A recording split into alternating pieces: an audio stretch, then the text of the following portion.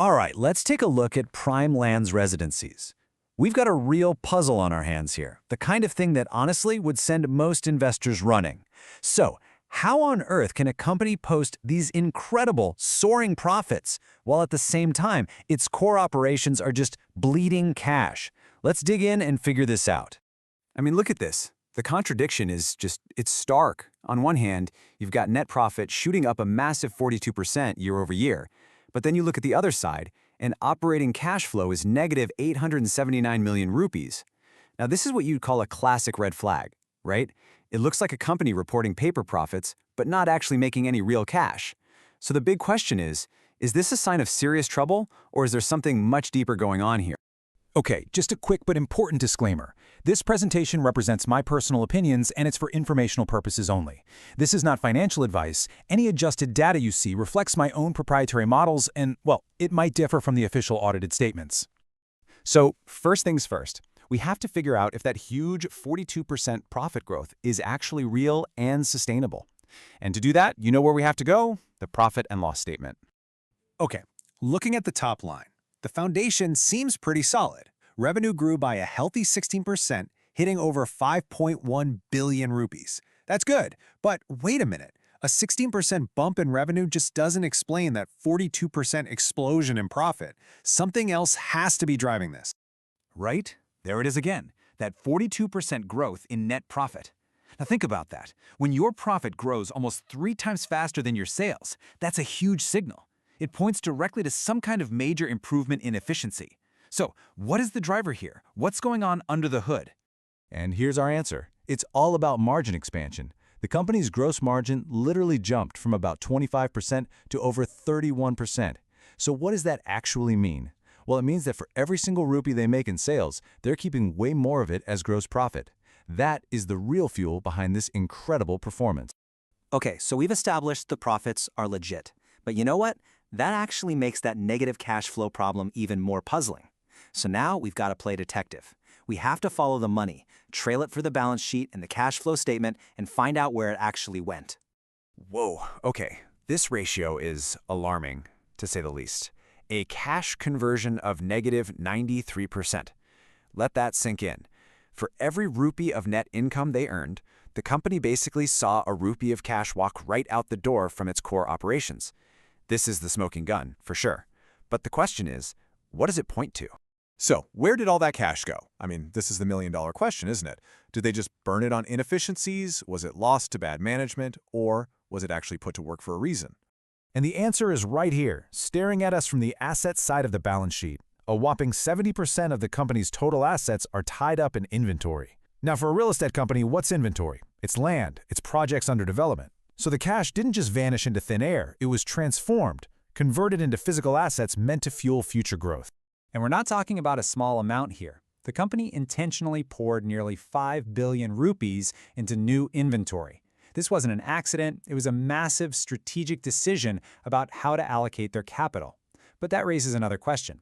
Where did they get all that capital from? And this is where the entire puzzle finally clicks into place. See, the company isn't just funding this massive growth with its own cash, and it's not loading up on debt either. No, it's using a much smarter source of capital. And here it is. Look at this. Inventory grew by 4.4 billion rupees.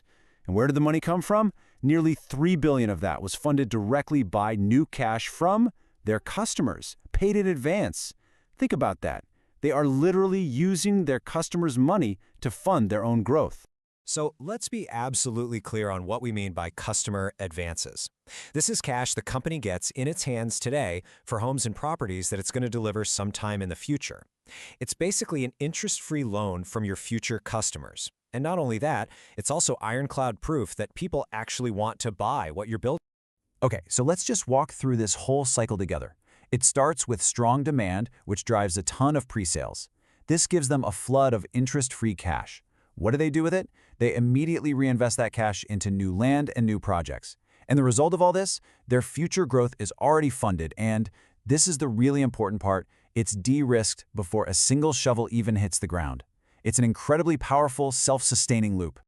Breaking down this whole Prime Lands situation actually gives us 3 really powerful lessons that you can apply to just about any company you look at. And hey, if you appreciate this kind of analysis that goes a little deeper than the headlines, do me a favor and hit that subscribe button. That way you won't miss out on what's coming next. So lesson number 1, and this is probably the most important one, a negative number does not automatically mean a bad thing. Context is absolutely everything, especially when you're looking at cash flow. Believe it or not, a negative operating cash flow can actually be a fantastic sign, but only when it reflects a deliberate, aggressive investment in growth. This is super common in capital-heavy industries like real estate. Now, this kind of strategy only works if the company has a strong, low-debt balance sheet and if that investment is backed up by real customer demand, which, in this case, we see both. All right, lesson number 2. You have to look for the secret weapons hiding on the other side of the balance sheet. Everybody gets fixated on assets, right? But sometimes the liabilities can tell you a much more interesting and powerful story. Just think about these numbers for a second.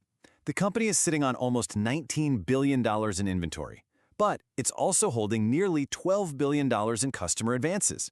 When you do the math, that means a staggering 62% of their entire inventory portfolio is, for all intents and purposes, pre-sold. This isn't just about getting interest-free funding. It's a massive stamp of approval that dramatically, and I mean dramatically, de-risks everything they're planning to build. And that brings us to our final lesson, which is really a masterclass in leverage. Look, revenue growth is great. We all love to see it. But margin expansion? That's the thing that truly multiplies your profits. Just look at these 2 numbers one last time. A 16% increase in sales turned into a 42% explosion in profit. How? That jump in gross margin, almost 7 percentage points, acted like a powerful multiplier on every single sale they made. That is the power of operational leverage right there. So let's bring this all home.